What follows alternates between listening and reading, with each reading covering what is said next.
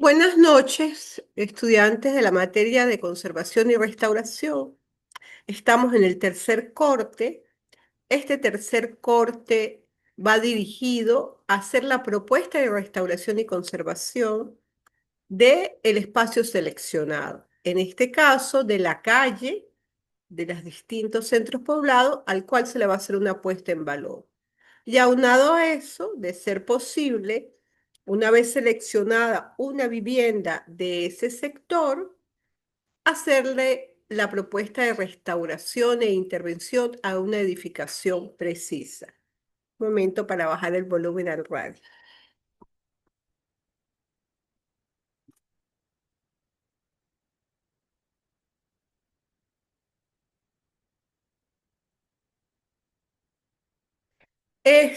Y es importante hacer las correcciones que se recomendaron para la entrega del segundo corte. El tercer corte tiene dos entregas. Una primera entrega donde es el diagnóstico ya más detallado de todas las fachadas de esa calle donde se va a hacer la puesta en valor, más el levantamiento, el diagnóstico con la aplicación de las planillas de esa edificación que lograron entrar. Porque bueno, ustedes son bastantes estudiantes por grupo y se puede hacer eso. Vamos aquí a ir. Ajá. Esa es la primera entrega que vale 20 puntos. Y la segunda entrega, que depende de la anterior, es la propuesta propiamente dicha. ¿Qué se van a hacer con la fachada? ¿Cuáles fueron las patologías que se encontraron? ¿Cómo se van a reparar esas distintas patologías de humedad, desprendimiento, caída de frisos, problemas estructurales, eh, problemas del suelo que haya cedido, desplazamiento, caída de la techumbre, polilla o otros infecciones en la madera, en fin. Entonces, todas esas patologías determinadas, definidas en la propuesta, cómo se van a reparar, qué se van a hacer, cuál es el proceso a seguir, qué se va a arreglar primero, la pared, el techo, se va a limpiar, se va a deshiervar, ¿ok? Y aunado a eso, pues, cuál va a ser la propuesta de puesta en valor de esas calles. ¿Cuál va a ser los lineamientos? ¿Cómo van a ser las puertas, las ventanas, los colores, los zócalos? ¿Qué se decidió hacer allí? ¿Qué se va a conservar y qué se va a cambiar? ¿Y cuáles son los criterios de diseño? Y lo mismo con la edificación, cómo se va a recuperar esa edificación, qué se va a restaurar, qué se va a eliminar y qué posible uso se le puede dar. Por eso es muy importante la participación en estas reuniones, que veo que es muy complicado que ustedes participen y a lo largo del semestre. Yo creo que 2 o 3 alumnos han participado y eso es grave. Acá vamos a pasar aquí ya va que se me pierde el cursor. Ajá, vamos a seguir pasando aquí. Fíjense cuál es el proceso. El proceso de intervención y restauración y conservación lleva a los siguientes pasos.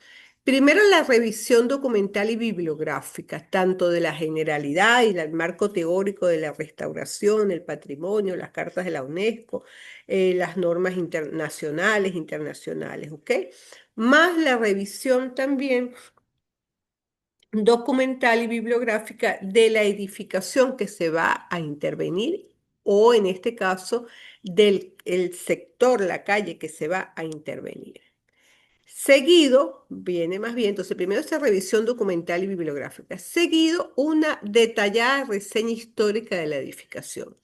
¿Por qué? Porque eso nos va a permitir decir en qué año se construyó, qué espacios tenía, qué espacios se fueron agregando, si hubo algún evento histórico relevante allí, qué actividad económica se desarrollaba, de quién era esa casa, cómo fue pasando por dueños o si se mantuvo un dueño, en fin. Entonces, esa detallada revisión histórica es en extremo importante. ¿Cómo estás, Jayset? Seas bienvenida.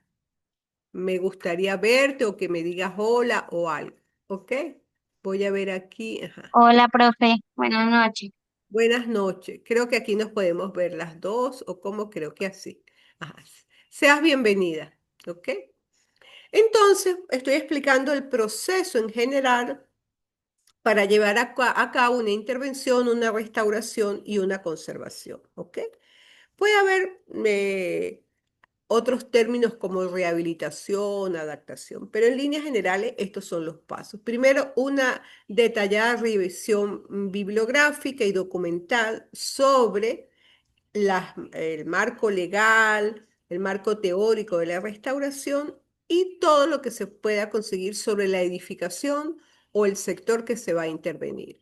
Seguido, una detallada reseña histórica de la calle o de la edificación. A eso hay que dedicarle tiempo porque eso nos da mucha información y va a encaminar la intervención, de forma que la intervención sea lo más apegada, no sea un falso histórico, no sea un pasticho que se va a hacer allí, se libere y se elimine de la vivienda o del sector lo que realmente no es propio, sino que se fue agregando después. Tercero viene el levantamiento, que ustedes hicieron en parte, pero que ahorita hay que afinar. Ese levantamiento tiene que ver uno con el registro fotográfico, que es en extremo importante porque eso es un documento que además me permite sacar información. Incluso si hay un registro fotográfico de hace 10 años y usted lo compara, puede comparar esa información. Luego viene la planimetría, que es hacer los planos, en este caso de esas fachadas, y también los planos internos de la edificación que se seleccionó, para lo cual hay que ir al campo, hacer un bosquejo, medir, usar cintas métricas, un GPS o hay algunos programas, ¿verdad? Que se pueden instalar en el celular que permiten tomar con bastante detalle todas esas medidas. O con fotografía se puede escalar con SketchUp o con AutoCAD. Luego que tengo eso, que hasta ustedes llegaron hasta la planimetría, que en líneas generales estaba bien, hay que volver a chequear, viene el diagnóstico del estado de la edificación. La edificación está en buen estado, tiene problemas estructurales, tiene problemas de humedad, tiene problemas en el techo se cayó, o las tejas están corridas y hay humedad por las tejas, o las puertas están rotas, o la edificación en general está en muy buen estado, pero la madera es la que tiene problemas. Entonces, para ese diagnóstico, que es importante aplicar la planilla que envié, una planilla en donde por elementos se va recabando, buscando la información y se vacía, que es la que voy a explicar más tarde. Ustedes me tienen que entregar hasta aquí. Ahorita, la semana que viene, este diagnóstico detallado hay que entregarlo. La planimetría corregida ya va. Hay que entregarlo para después hacer la fase 4, 5, 6 y 7. Bonito que hagan preguntas, ¿ok? A veces, ahorita en la entrega que hicieron en el segundo corte hay gente que se adelantó a cosas que yo no había explicado ni que estaba pidiendo. Y hubo gente que trató de hacer un diagnóstico, pero falta todavía hacer allí. Entonces, eso vale 20%. Vamos a ver aquí. Aquí voy a mostrar, por ejemplo, varios trabajos. Esta es una tesis en San Rafael de Mucuchíes. Esta es otra tesis en el centro de Mérida, la casa Juan Félix Sánchez, ¿verdad? De aquí voy a llevar esto para acá abajo. Eh, Aquí hay posibles ideas para una propuesta de rehabilitación. Aquí hay criterios de diseño, los argumentos para los mismos criterios de diseño, las ideas y propuestas deben ir representadas sobre la fotografía. Esto es ya para la propuesta, o sea, ¿qué hay? ¿Cómo es el original y cuáles son las propuestas? ¿Ok? ¿Cuáles son las ideas? Aquí, por ejemplo, es parte del levantamiento de toda esta casa y se hizo la propuesta allí. Déjame seguir, ya vas, que me enredo con el cursor. Ajá. A ver, ahora no puedo pasar. Ajá. Ok. Ajá. Aquí voy a mostrar, por ejemplo, posibles intervenciones de restauración a nivel mundial, pero aquí más que una restauración y conservación de la edificación, hay una adaptación. Se adaptó para un nuevo uso, se rehabilitó para un nuevo uso. Y en este caso, esta es una iglesia del siglo XIII en Holanda que se adaptó para una biblioteca. Es bellísima, uno entra acá, al entrar hay un café y en general las iglesias en Europa no son muy usadas, la gente no va mucho para misa, no tiene mucha vida religiosa, por llamarlo de alguna manera, pero están esas edificaciones preciosas, esas iglesias, y muchas se han rehabilitado para restaurantes, para café, para bibliotecas y para otros usos, pues, lo que es válido. Entonces aquí le muestro esta que me parece interesantísima. Ajá, ok. Este, seguido a el levantamiento y a generar una serie de ideas sobre qué hacer con ese proyecto, vienen los criterios de diseño. Criterios de diseño formales, simbólicos, estructurales, constructivos, ¿ok? Que yo voy a explicar en más detalle para la siguiente etapa. Voy a seguir pasando. Criterios espaciales, funcionales, qué se va a conservar, qué se va a liberar, qué se va a quitar, qué materialidad se va a mantener, qué materialidad nueva se va a incorporar, ¿ok? Y entonces vamos a ver, por ejemplo, acá, qué es lo viejo. Por ejemplo, esta es un auspicio en Mérida, una casa de abuelitos, ¿verdad? Y se hizo un proyecto de restauración. Y acá está el levantamiento y está lo que existe y las nuevas propuestas. Y ahí se fueron vaciando, ¿ok? Esta, por ejemplo, es la casa que mostré antes. Esto era lo que existía y aquí la propuesta de remodelación, en función de ideas y apoyadas en criterios. Aquí entonces está la propuesta de intervención, pero previa a esa propuesta de intervención hubo que estudiar en detalle los techos, ¿verdad? Y entender la estructura de los techos, la cumbrera, ¿verdad? Las limatezas, los pares, los tirantes, el muro de tapia, cómo era la estructura. En este caso, la tapia estaba abierta en las esquinas, tenía un problema estructural, entonces se hace una propuesta de cómo se va a reparar, ¿ok? Pero previo a eso necesitamos el diagnóstico. Aquí es el mismo estudio de la casa que les mostré anteriormente, que tenía una parte antigua y una parte nueva, entre comillas, de 2 pisos, que en la propuesta se decidió eliminar, liberar, porque tenía más problemas la parte nueva, entre comillas, que la parte de tapia y techos de teja. ¿Ok? Aquí, por ejemplo, en el caso del diagnóstico, fíjate, esta es la fachada que se dibujó porque ya se hizo la planimetría, y apoyada en la fotografía se va determinando cómo es el zócalo, el estado del zócalo. Aquí, por supuesto, esta piedra se le puso después, no es originaria, entonces el criterio fue liberar toda esa piedra de allí.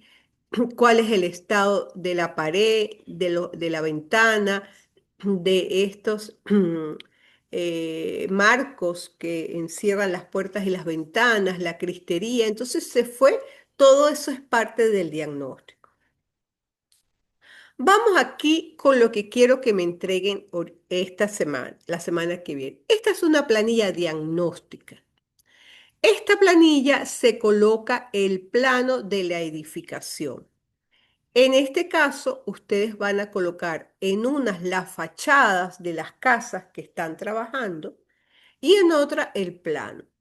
Entonces, por ejemplo, aquí el nombre del proyecto, la fecha, el número de planilla, la ubicación, donde está ubicado, el elemento a evaluar, que en este caso fueron los muros portantes, porque era una edificación de tapias, de muros portantes, sin escala y se describe, ¿verdad?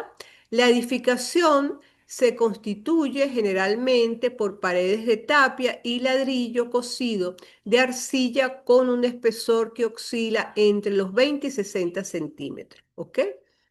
que actúan como muro portante y soportan toda la carga. Cabe mencionar que algunos de estos elementos han sido intervenidos con bloques de concreto, bloques de cemento.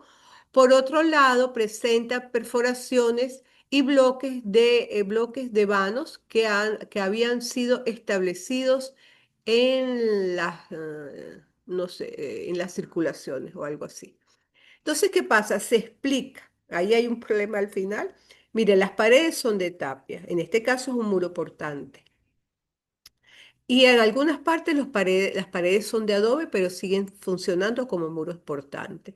Entonces, acá en este plano hay una leyenda que puede especificar, aquí hay tapia, aquí hay ladrillos de adobe y aquí hay ladrillos de cemento. Y también esa leyenda puede decir, la enumero, pared uno, pared 2, pared 3, pared 4, pared 5, ¿ok?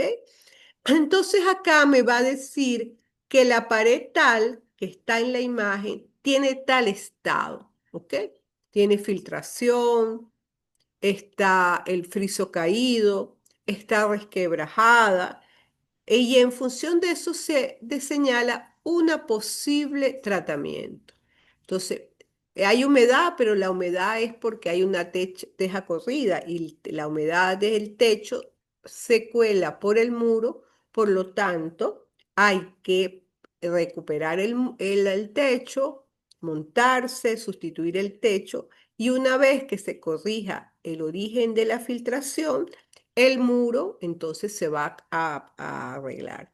¿Cuál es el proceso? Limpiar primero todo, desmalezar, limpiar con agua y jabón, matar toda la plaga que haya, tanto animal como vegetal, limpiar la pared, masillar y frizar. ¿Con qué se va a frizar? Si es de tierra, con un mortero de tierra, ¿verdad? Con una mínima cantidad de cemento.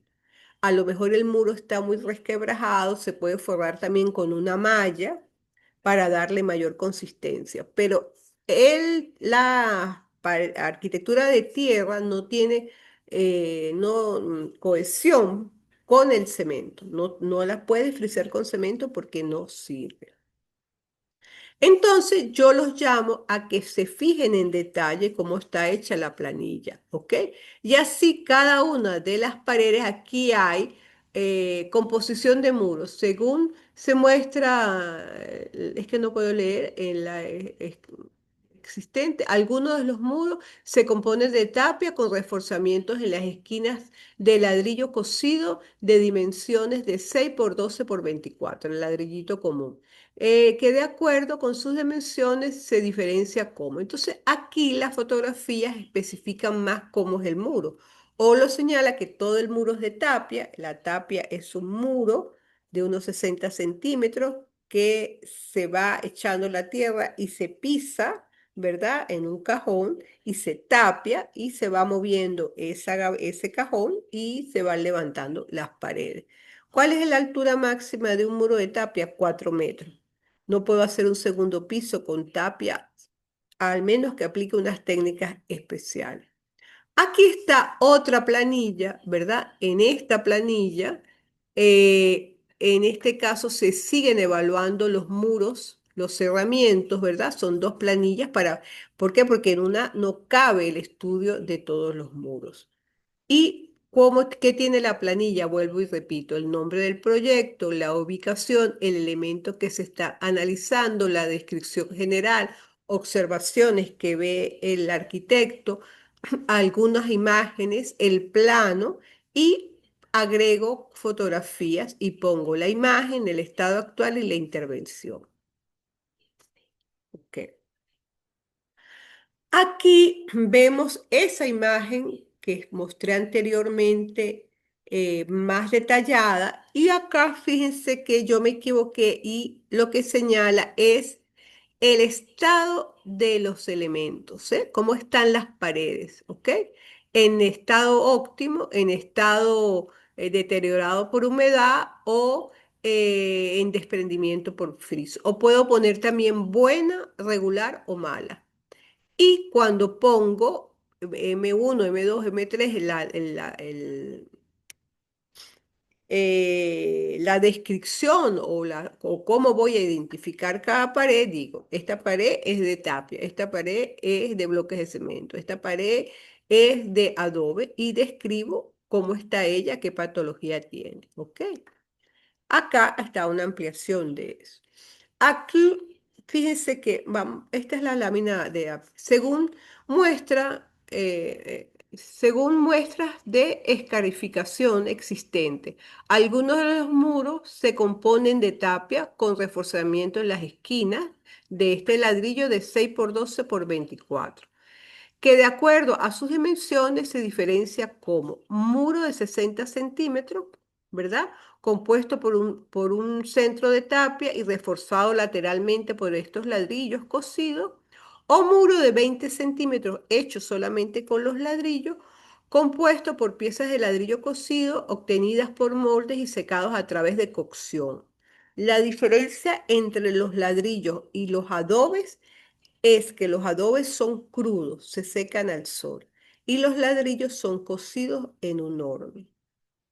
Y acá, por ejemplo, está la imagen con su fotografía y dice, presenta deterioro de friso y manchas como consecuencia de la intemperie, la exposición solar y la lluvia, ¿verdad?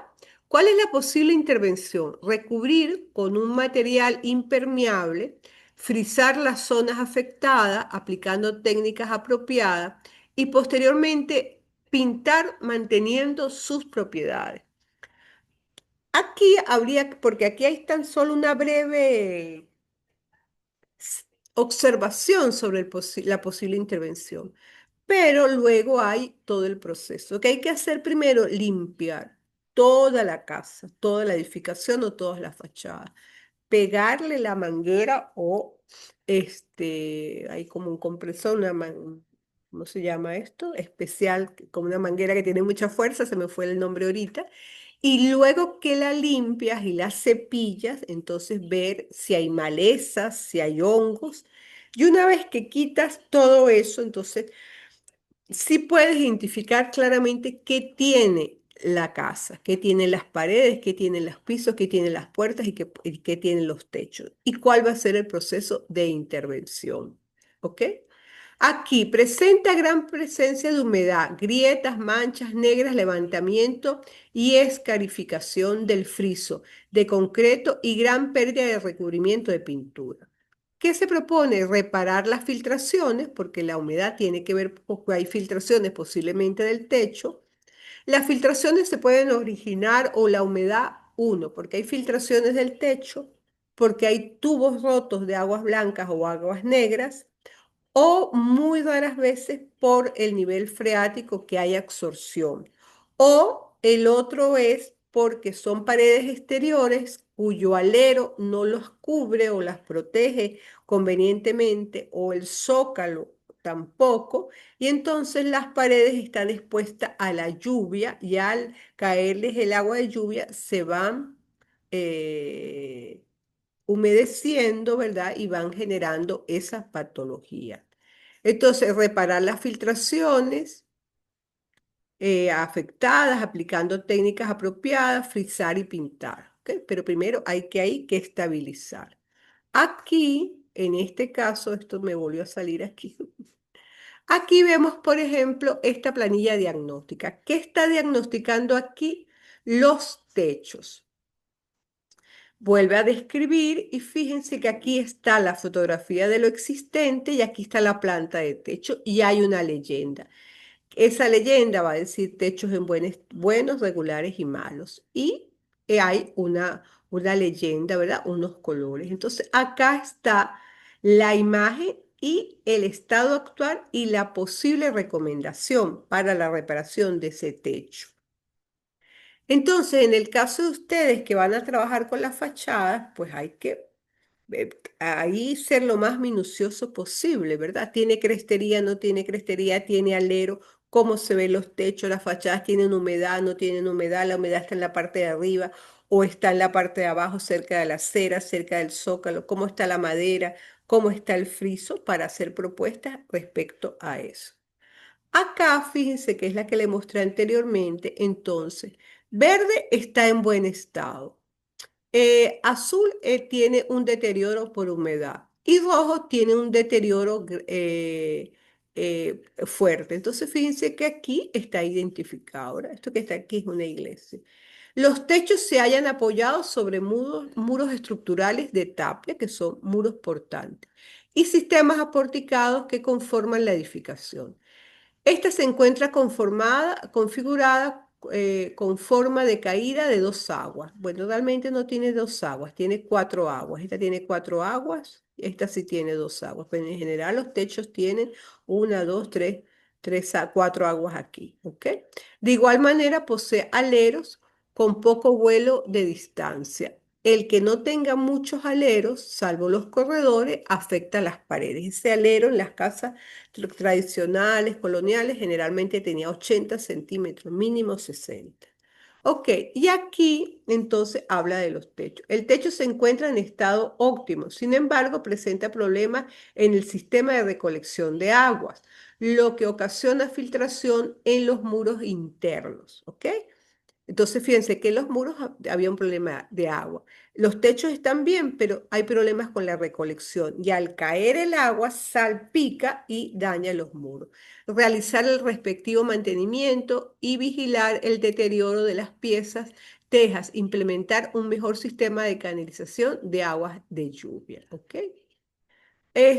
Por ejemplo, acá, algunas de las tejas que cubren la superficie exterior se encuentran fracturadas y corridas y genera problemas de canalización de aguas de lluvia. La estructura se mantiene en buen estado con un poco de humedad y en el recubrimiento interior. Pero ¿qué pasa?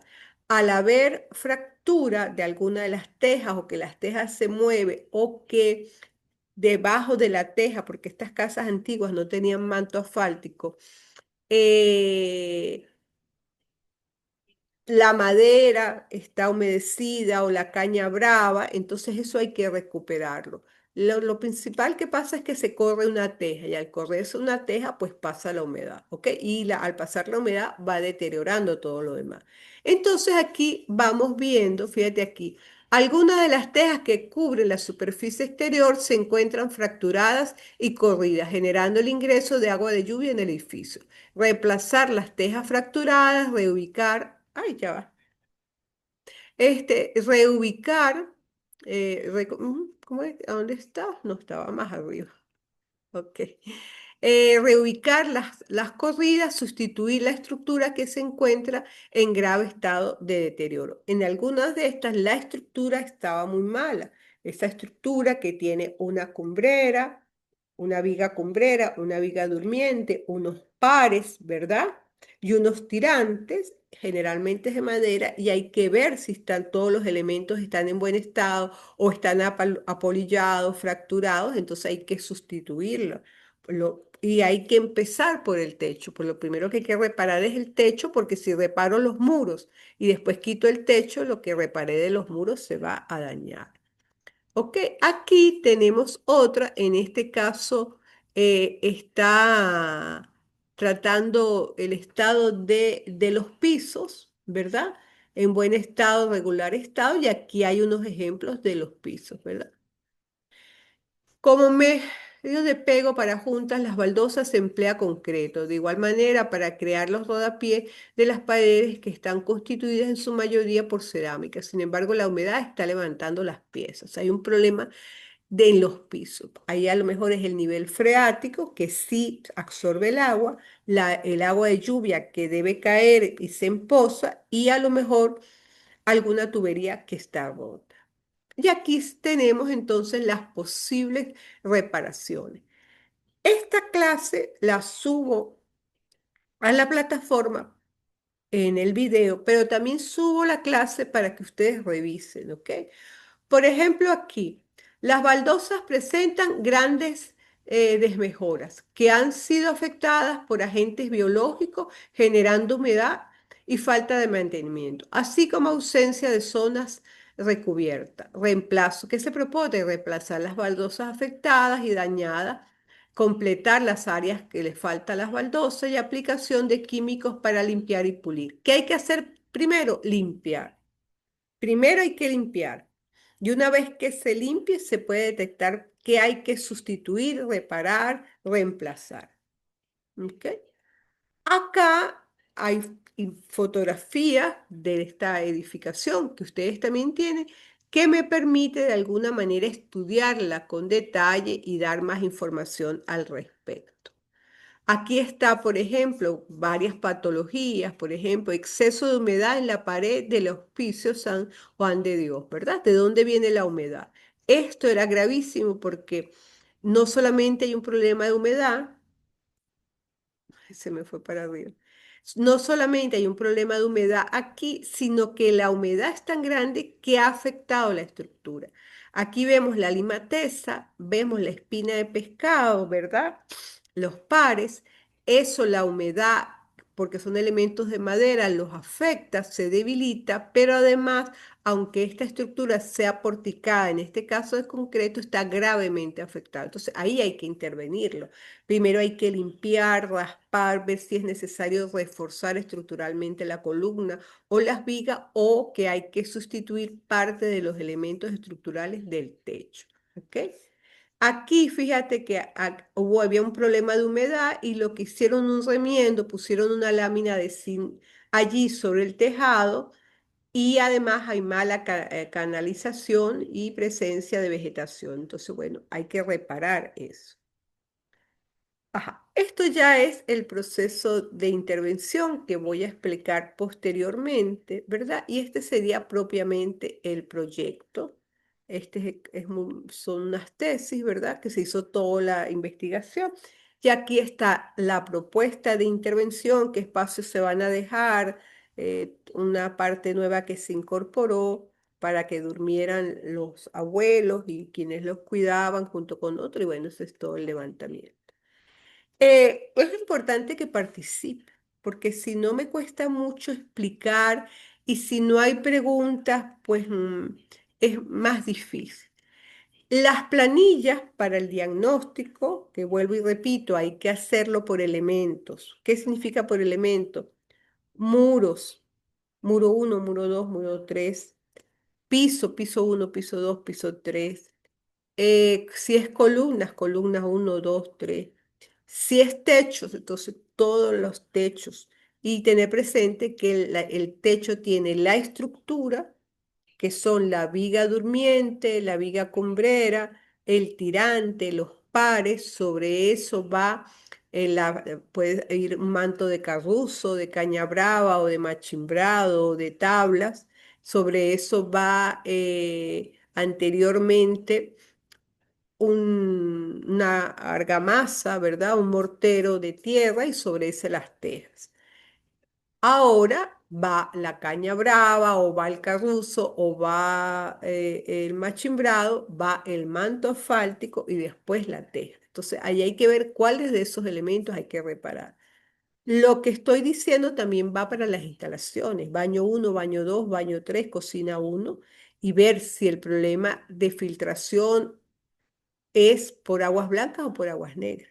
Por eso lo importante de concentrar las instalaciones sanitarias, porque es más fácil reparar un sector de la edificación donde están agrupadas la pared sanitaria, la pared húmeda, a que usted ponga un baño en cada esquina, ¿ok? Y en el caso de las edificaciones de tierra, no puedo meter las tuberías de aguas blancas, de aguas negras, ni electricidad dentro del muro de tapia. Se hace unos muros de ladrillos de arcilla donde van a ir las instalaciones sanitarias y se toman otras decisiones para las instalaciones eléctricas. Bueno, Jayce, gracias por participar. No sé si tienes alguna pregunta al respecto. Sí, profe, yo le quería preguntar, Dime. como una pregunta para salir de la duda, a ver si entendí bien. Para la entrega, como está allí especificado, usted quiere las planillas que nos mostró allí, ¿no? Sí. Por módulo, por decirlo así. Ajá. Y quiere también, o como veo allí el levantamiento de SketchUp, Hay que hacer eso. Hasta el momento yo no quiero ninguna propuesta, sino que quiero yo la... Solamente como el diagnóstico. Ajá, yo lo que quiero es que estas planillas, ¿verdad? Ah, ok. Entonces, por ejemplo, por cada casa o por cada elemento de la casa hay que hacer una planilla. Ustedes tienen todas las fachadas, bueno, entonces, o sea, incorporar cómo está esa fachada, pero esa fachada tiene zócalo, tiene muro, tiene ventanas, tiene alero, tiene crestería, ¿verdad? Entonces, hay que ver cómo están cada uno de esos elementos. Entonces, yo lo que quiero es las planillas de eso. ¿Verdad? Ok, ok. Ajá. Porque una vez que sabemos cuál es el estado, cuáles son las patologías, los problemas que tiene, en la entrega final vamos a decir cómo lo vamos a arreglar. Aunque aquí yo les estoy diciendo que ustedes coloquen el estado actual y una posible intervención, ¿ok? Para después afinar esa intervención. Entonces, fíjate, si me voy para atrás, ajá, ¿qué quiero que me entreguen ahorita? El registro fotográfico que ya está. La planimetría, que habrá que completar porque algunos sí tienen las fachadas completas, otros no. Pero ¿qué no tienen completo? El diagnóstico. No están las planillas, no puedes entregar una sola planilla, ¿ok? Sino por cada fachada y por cada elemento de esa fachada hay que hacer esas planillas. ¿Me explico? Yo sé. ¿Sí? Sí, profe, entendido. Ok. Yo no sé de qué equipo eres tú, me gustaría que le dijeras a los demás. Porque si no se hace esta parte del levantamiento bien, o sea, si la fase uno, 2 y 3 no está bien, es muy difícil generar los criterios de diseño y es muy difícil entonces generar la propuesta. ¿Ok? Que ustedes van a hacer una puesta en valor, realmente no van a hacer una rehabilitación, pero sí cuáles son los criterios de puesta en valor. Van a mantener los zócalos, van a cambiar los zócalos, qué materiales les recomiendan para los zócalos y así sucesivamente. Ok, yo sé. Una Sí, profe. pregunta, ¿cuándo tienen entrega de taller? Porque no quiero que coincidan, quiero que ustedes Eh, bueno, yo tengo entrega ahorita el viernes. ajá, y después la Bueno, final, no han dicho todo, no nos ha dicho todavía la profe, pero la de esta semana ahorita sí es el viernes. porque entiendo que el semestre termina después de carnaval, pero yo quería que ¿Después de usted, carnaval o antes? después de carnaval, porque Ah, ok. carnaval es 16 y 17, al menos que ustedes tengan otro cronograma, pero como en general los cronogramas son iguales para todo el país.